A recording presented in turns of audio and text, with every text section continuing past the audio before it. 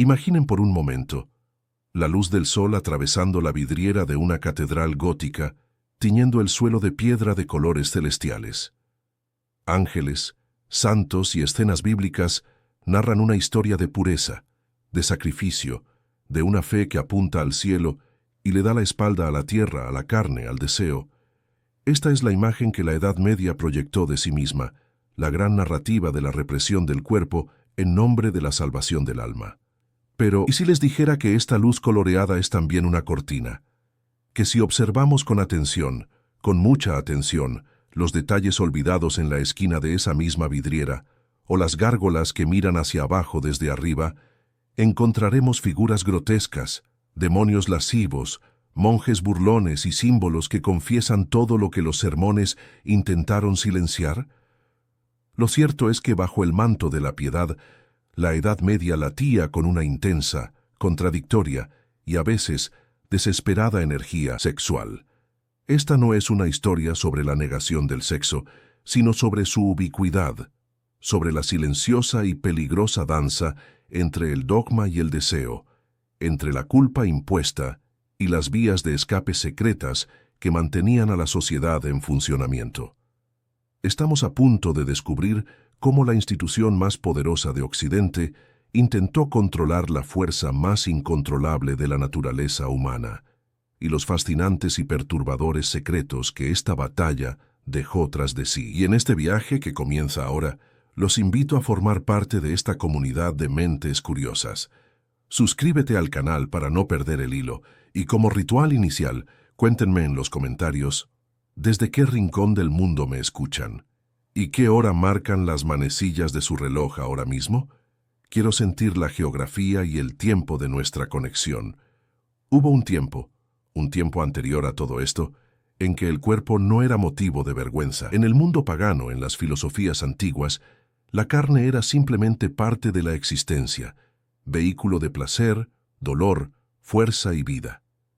La fertilidad era sagrada, los ciclos de la naturaleza se celebraban, y el acto sexual, aunque regulado por la costumbre, no conllevaba el peso metafísico de la condenación. Era un mundo que, a pesar de todos sus problemas, aún no se había declarado la guerra. Pero entonces, una nueva idea poderosa y transformadora comenzó a extenderse desde los desiertos de Judea y a refinarse en las mentes febriles de los teólogos del Imperio Romano en declive. La idea de que la humanidad nació de un defecto, una mancha, el pecado original. Y esta mancha, según pensadores como San Agustín, se transmitía de generación en generación a través del único acto capaz de crear vida, el acto sexual, y más específicamente, a través de la lujuria que lo acompañaba. La semilla misma de la vida quedó contaminada desde entonces por la semilla de la muerte espiritual. De repente, el cuerpo se transformó, dejó de ser un hogar para convertirse en una prisión. Cada deseo, cada impulso que surgía de la carne era ahora la voz del enemigo, un eco de la tentación de Eva en el jardín del Edén. El placer, antes un regalo, se volvió sospechoso, una carnada del diablo para arrastrar el alma al infierno.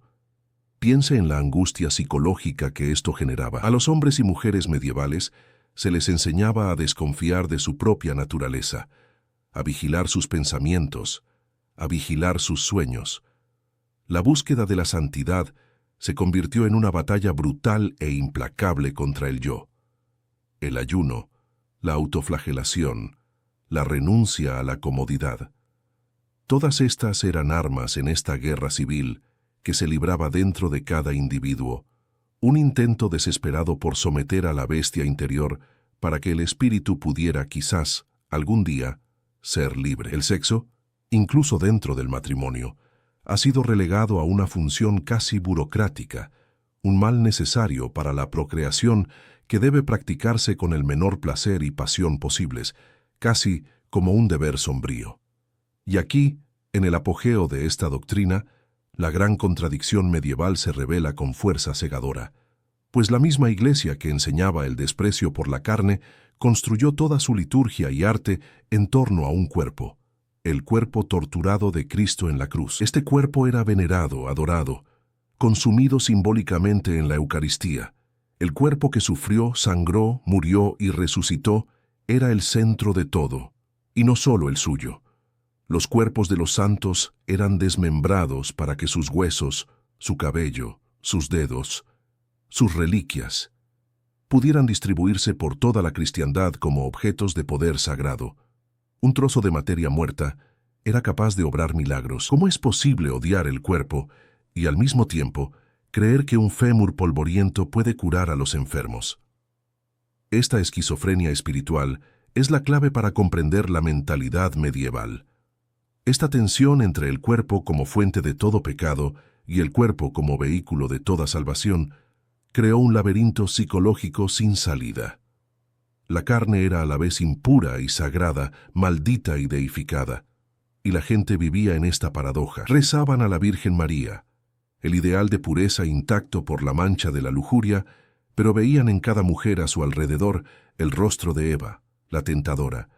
Escuchaban sermones sobre la condenación de la lujuria, pero veían la naturaleza misma a su alrededor rebosando de fertilidad y vida cada primavera. Esta dualidad no era solo una cuestión teológica para los eruditos en sus monasterios. Era la realidad cotidiana, la fuente de profunda ansiedad y culpa que apaciguaba el alma. Era una receta para la neurosis colectiva, un sistema de creencias que al intentar resolver el problema del deseo, terminó convirtiéndolo en el centro de todo. La represión, como sabemos, no elimina el objeto reprimido, solo lo hace más poderoso, más obsesivo. Al declarar la guerra al sexo, la Iglesia medieval, sin darse cuenta, lo entronizó. Estaba en todas partes, en las confesiones susurradas, en el miedo al infierno, en las tentaciones de los demonios que acechaban los sueños, en los brutales castigos por los pecados de la carne. Se creó un mundo donde la salvación dependía de negar la propia humanidad, un callejón sin salida espiritual.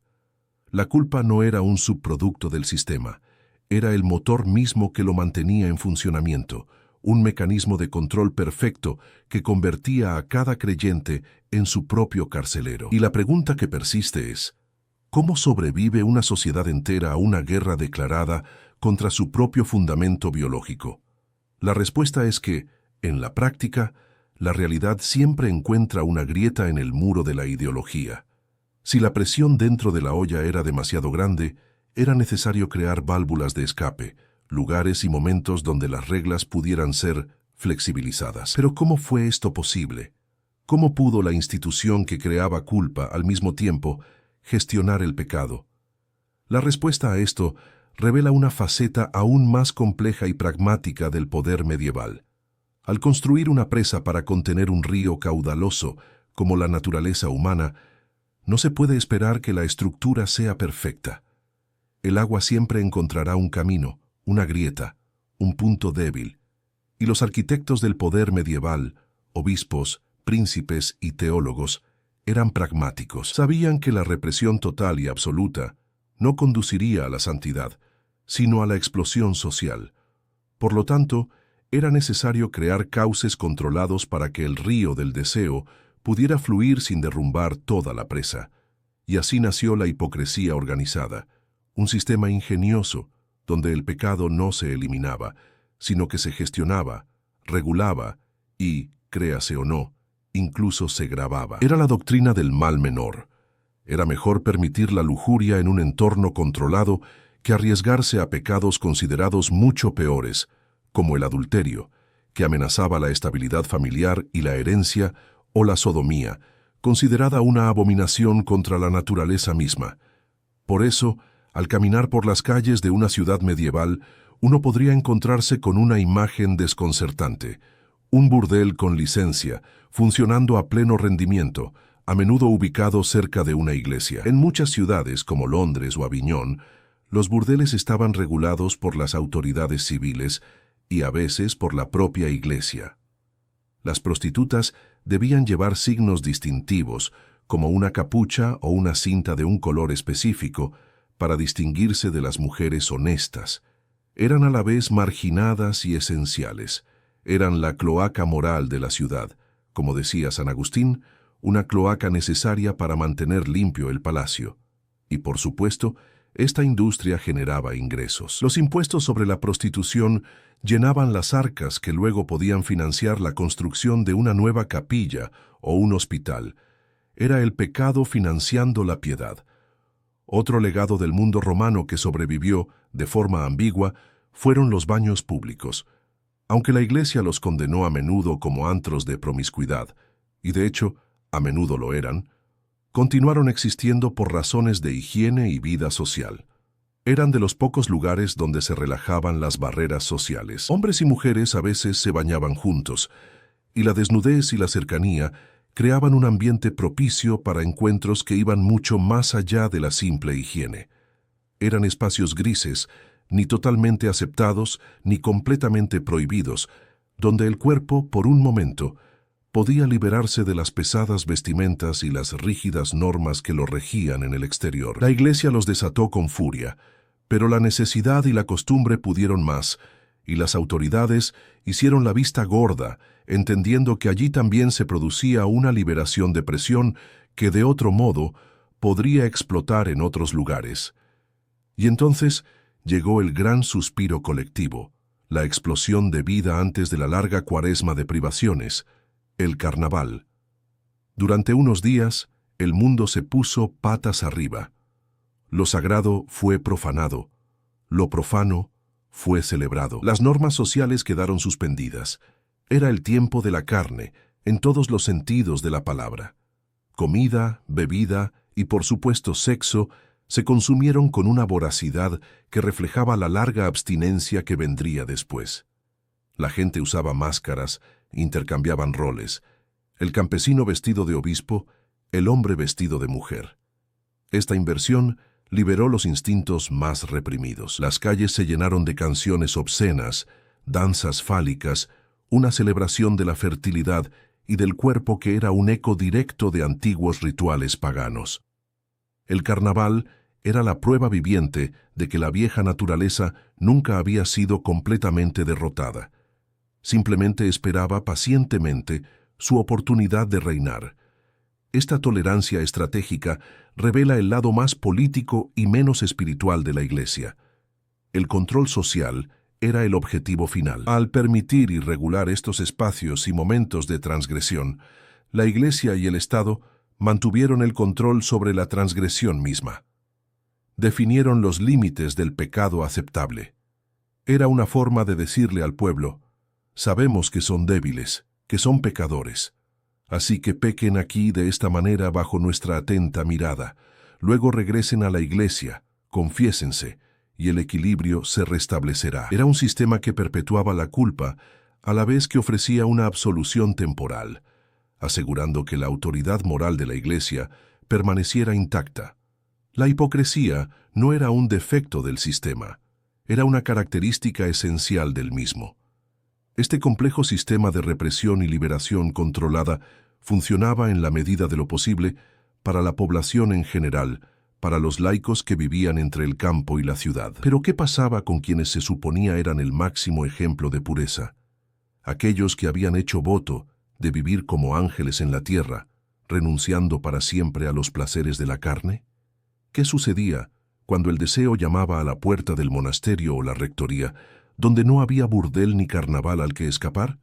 La historia de los secretos sexuales del clero es aún más profunda y revela las grietas en los cimientos mismos del ideal medieval de santidad. Es fácil imaginar que los sacerdotes, monjes y monjas de la Iglesia siempre han vivido bajo voto de castidad. Pero esto es una ilusión. Lo cierto es que el celibato clerical obligatorio es una invención relativamente tardía en la historia del cristianismo. Durante los primeros 1000 años, muchos sacerdotes, obispos e incluso papas se casaron y tuvieron hijos. El cambio no se produjo de forma decisiva hasta el siglo XI, durante la Reforma Gregoriana, y las razones, como siempre, fueron una compleja mezcla de teología y sobre todo poder y dinero. Un clero célibe era un clero más puro, más distinto del laicado, una casta especial, pero aún más importante, un clero sin hijos legítimos era un clero incapaz de transmitir las tierras y la riqueza de la Iglesia a sus herederos. El celibato fue, en gran parte, una estratagema para consolidar el poder y los bienes de la institución, garantizando que todo permaneciera en manos de Dios, o más bien, en manos de la jerarquía eclesiástica. La imposición de una norma, sin embargo, no implica su aceptación ni su cumplimiento. Para miles de hombres que habían entrado en la vida religiosa, la nueva ley del celibato era una condena contra su propia naturaleza, y la realidad se desvió rápidamente del ideal. La práctica del concubinato se volvió endémica. Muchos sacerdotes, desde los pueblos más remotos hasta las catedrales más importantes, mantenían relaciones duraderas con mujeres conocidas peyorativamente como focarias, mujeres del fuego, del hogar, del hogar. Estas mujeres y los hijos nacidos de estas uniones vivían en una especie de limbo social.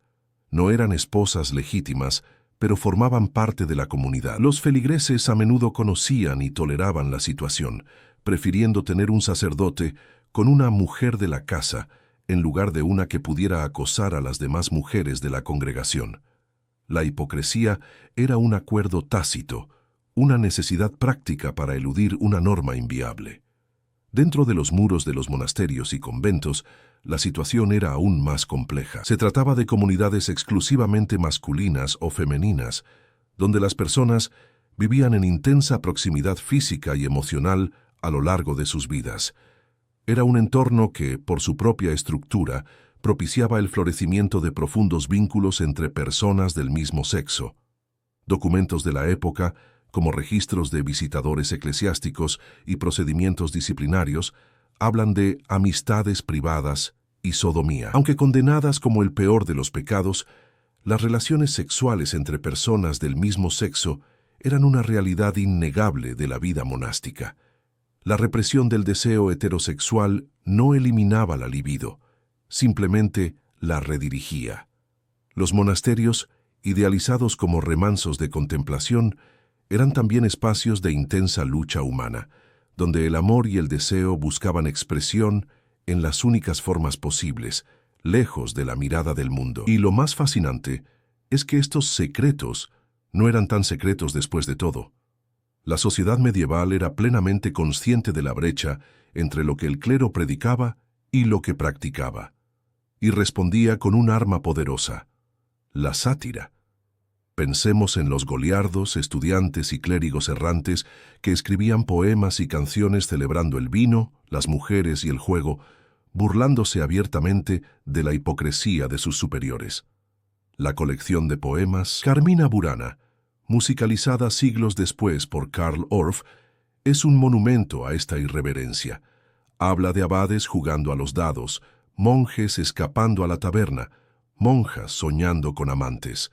Esta era la válvula de escape del pueblo, la risa que reconoce las fallas humanas, que señala con el dedo al obispo gordo y al sacerdote con niños, y que al hacerlo hace la vida bajo el peso de la religión un poco más soportable. El resultado de todo esto fue la creación de una clase de hombres, y mujeres en el caso de las monjas, que vivían en un perpetuo estado de conflicto interno. Por un lado, eran los representantes de Dios en la tierra, los guardianes de la moral. Por otro, eran seres humanos con las mismas motivaciones que cualquier otra persona. Esta doble vida generaba una inmensa carga de culpa, cinismo y, en ocasiones, abuso de poder. El confesionario, por ejemplo, podía convertirse en un lugar de poder psicológico e incluso de seducción. El requisito del celibato, creado para purificar la Iglesia, terminó creando un submundo de secretos, mentiras y sufrimiento.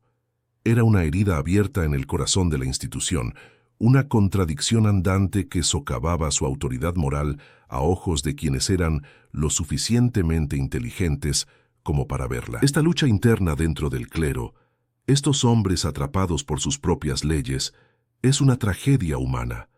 Pero el peso de esta nueva moral, este profundo miedo a la carne y al deseo, no se distribuyó equitativamente. Caería desproporcionada y aplastantemente sobre la otra mitad de la humanidad. Para las mujeres, esta guerra contra el cuerpo no sería solo una cuestión de reglas y secretos, sino una redefinición completa de su identidad, su valor y su lugar en el mundo, aprisionándolas en tres roles imposibles: santa, pecadora o monstruo. En el teatro de la mentalidad medieval a las mujeres se les asignaban los roles más extremos y contradictorios. Eran el portal a través del cual la humanidad podía alcanzar la salvación, y también la puerta por la que el pecado había entrado al mundo. A un lado del escenario se encontraba la Virgen María, la figura más exaltada después de la propia Trinidad. Ella era el ideal inalcanzable, madre y virgen, pura, sumisa, asexual, un receptáculo pasivo de la voluntad divina. El culto a María ofrecía un modelo de feminidad, pero era un modelo imposible. Exigía que las mujeres aspiraran a una pureza que su propia biología y naturaleza parecían negar. Ella era la excepción que confirmaba la regla, la única mujer que había escapado a la maldición de su propia feminidad. Para todas las demás, permanecía el otro rol, el rol original, el de Eva.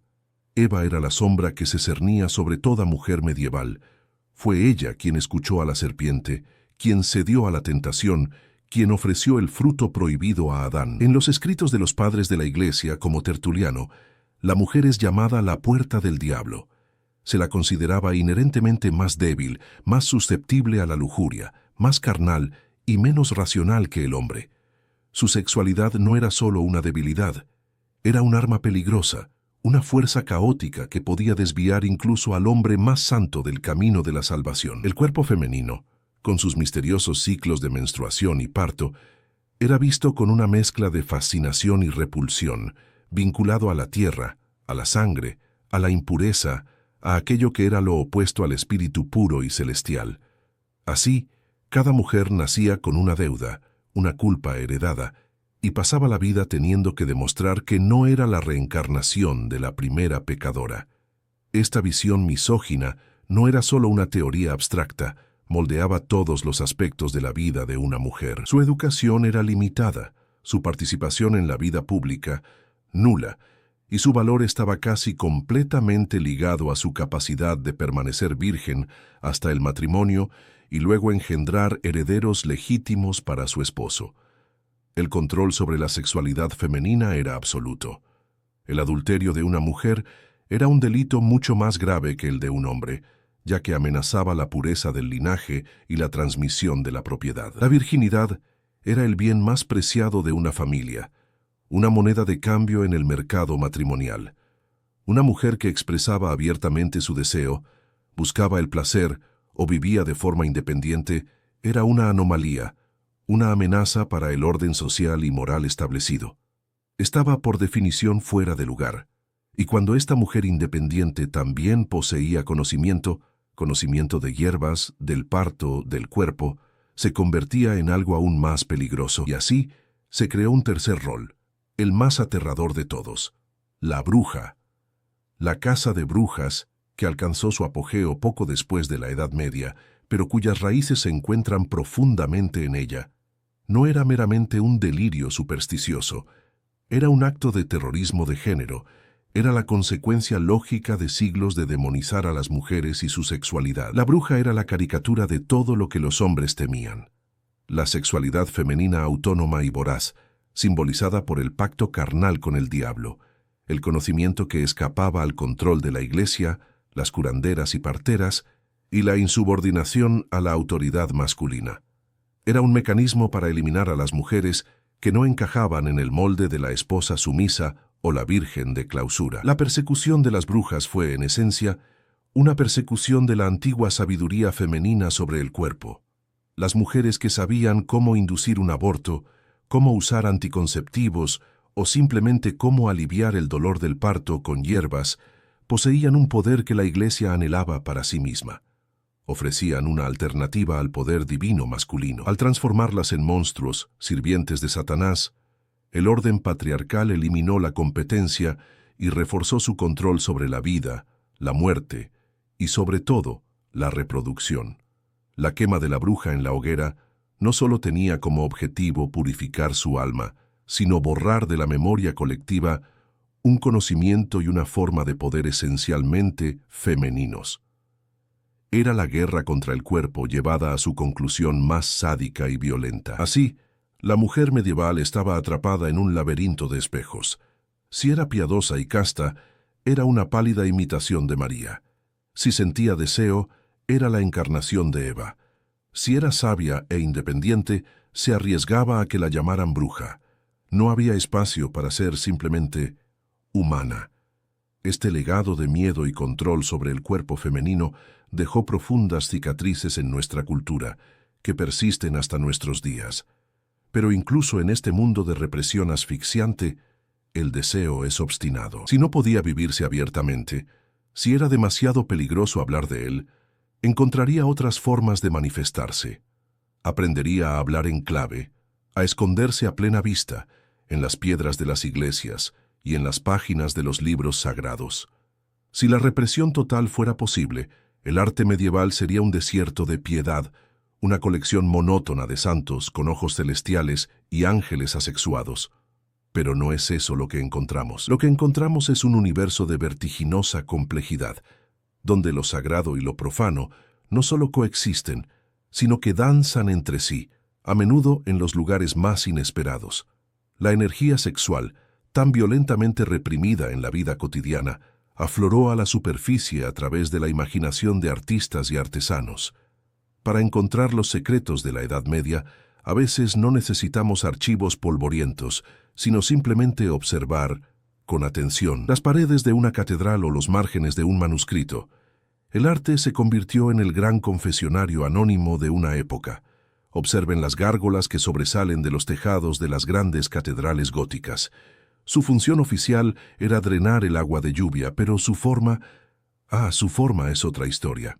Encontramos demonios, monstruos, animales fantásticos y a menudo figuras humanas en posturas grotescas y abiertamente sexuales. Hombres y mujeres con genitales exagerados, figuras realizando actos considerados pecaminosos. ¿Cuál es su función allí sobre la casa de Dios? ¿Eran una advertencia contra el pecado? ¿O eran un guiño de complicidad del artesano, una forma de tallar en piedra la realidad de la vida que los sermones negaban? Y luego están los misteriosos, Sheila na gigs, figuras femeninas agachadas, con una vulva exagerada al descubierto, se encuentran en iglesias de toda Europa. Eran símbolos paganos de fertilidad, demonios femeninos, o una advertencia contra la lujuria. Nadie lo sabe con certeza, pero su presencia es un grito de la carne en medio de la arquitectura del espíritu.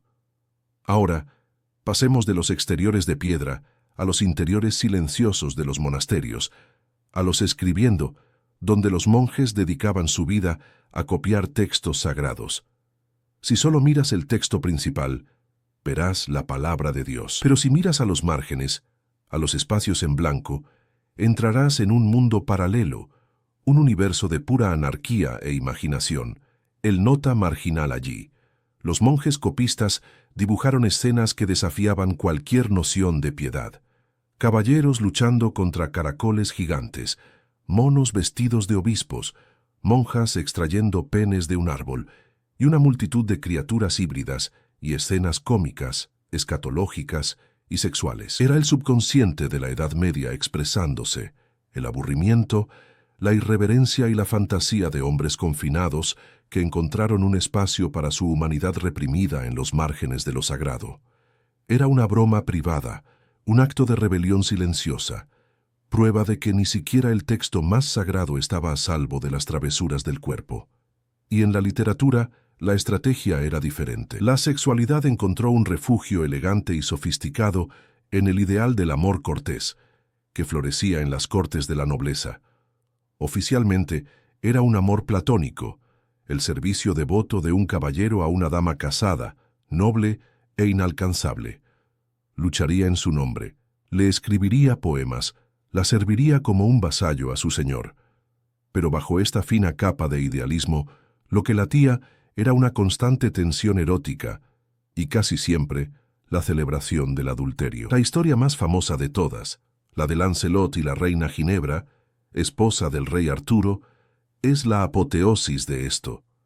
Es una historia de amor prohibido, de deseo irresistible, de traición. El amor cortés era una forma ingeniosa de explorar las complejidades de la pasión y el adulterio en un mundo donde el matrimonio era un contrato comercial, no una unión de amor. Era un código que permitía hablar del deseo sin nombrarlo directamente. Lo que todas estas expresiones artísticas nos muestran es un principio psicológico fundamental. La energía psíquica, al igual que la energía física, no puede destruirse, solo transformarse. El deseo sexual, al ser bloqueado de su expresión directa, no desapareció. Se volvió más creativo, más simbólico, más astuto. Se infiltró en las grietas del sistema, utilizando el humor, la metáfora y lo grotesco como disfraces. Los mismos mecenas de este arte, los obispos y nobles que encargaron las catedrales y los manuscritos, quizá no comprendieron del todo la confesión que financiaban. O quizá, solo quizá, lo comprendieron perfectamente y permitieron esta expresión velada como otra vía de escape, una forma de reconocer la totalidad de la experiencia humana sin romper las reglas oficiales. Hemos desentrañado las reglas teológicas, explorado las vías de escape sociales, asomado tras las puertas de los monasterios y visto cómo el miedo moldeó la vida de las mujeres. Y ahora hemos descifrado los códigos secretos que se encuentran en el arte y la literatura. Hemos ensamblado las piezas de este rompecabezas. Pero la pregunta final permanece, y quizás la más importante de todas. ¿Por qué importa esto? ¿Por qué desenterrar estos secretos de un mundo que desapareció hace tanto tiempo? La respuesta es que este mundo no ha desaparecido del todo. No está muerto. Simplemente se ocultó dejando fantasmas que acechan nuestros dormitorios hasta el día de hoy. Hemos llegado al final de nuestro viaje, pero no al final de la historia. Porque la historia de la represión sexual en la Edad Media no es una pieza de museo, un objeto en una vitrina para ser observado con curiosidad distante. Es un espejo roto quizás, pero que aún refleja fragmentos de quienes somos, aquí y ahora.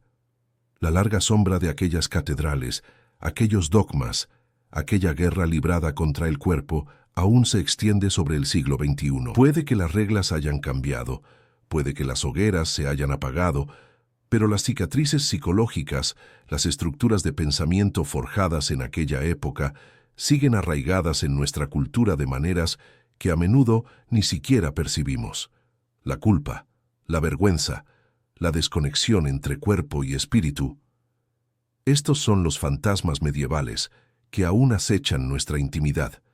Piénsenlo, la idea de que el sexo es algo sucio, algo que debe ocultarse, la vergüenza que muchas personas aún sienten por sus propios cuerpos y deseos, la dificultad de hablar abiertamente sobre sexualidad, la tendencia a separar el amor puro y romántico del deseo carnal bajo, la misoginia que aún intenta controlar el cuerpo y la sexualidad de las mujeres. Todo esto son ecos directos de esa dicotomía fundamental establecida por la teología medieval, la carne como enemiga del alma. Hemos interiorizado esta guerra. Vivimos como si fuéramos dos mitades en conflicto, la mente racional y el cuerpo instintivo, la persona pública y moral, y la persona privada y deseante. Hemos heredado la neurosis de una época que nos enseñó a temernos a nosotras mismas. Superar este legado no es tarea fácil, requiere valentía y sobre todo conciencia. Nos exige mirar la historia no como un juez que condena la ignorancia del pasado, sino como arqueólogos de nuestra propia alma, comprendiendo el origen de las ruinas que llevamos dentro. Significa cuestionar las creencias que hemos absorbido sin pensar. ¿De dónde viene esta punzada de culpa que siento? ¿Por qué me avergüenzo de desear? ¿Esta regla moral que sigo contribuye a mi bienestar e integridad? ¿O es simplemente el eco del sermón de un monje de hace 1000 años? Plantear estas preguntas es el primer paso para reclamar la soberanía sobre nuestra propia naturaleza. El gran desafío, entonces, es la integración. Se trata de comprender que cuerpo y espíritu no son enemigos en una guerra santa, sino compañeros en una danza. Se trata de reconocer que nuestra sexualidad no es un defecto en nuestro diseño, un legado del pecado, sino una parte vital y sagrada de quienes somos, una fuente de placer, conexión, creatividad y vida. La verdadera espiritualidad quizás no resida en negar nuestra humanidad, sino en abrazarla en su totalidad, con sus luces y sombras. Significa aprender a habitar nuestros cuerpos con alegría y sin vergüenza, a honrar nuestros deseos con responsabilidad y a conectar con los demás de forma auténtica y plena. El viaje que hemos emprendido hoy, a través de estos oscuros pasillos de la historia, no pretende dejarnos pesimistas. Todo lo contrario. Al comprender las raíces de la represión, adquirimos el poder de liberarnos de ella. Al ver cómo se construyó la culpa, podemos empezar a deconstruirla en nuestro interior. La historia nos ofrece un mapa de cómo se construyó la prisión, y este mapa también es la clave para encontrar la salida. La decisión, como siempre, es nuestra. Podemos seguir viviendo atormentados por los fantasmas del pasado, o podemos iluminarlos, mirarlos a los ojos, y finalmente decirles que su tiempo se acabó. Y tu viaje personal de reflexión comienza ahora. Observa tu propia vida, tus creencias, tu relación con tu cuerpo. ¿Qué ecos de la Edad Media percibes? Compartir esta reflexión, contigo mismo o con los demás, es el primer paso práctico para transformar el conocimiento en sabiduría y, en última instancia, en libertad. La historia nos fue dada no para repetirla, sino para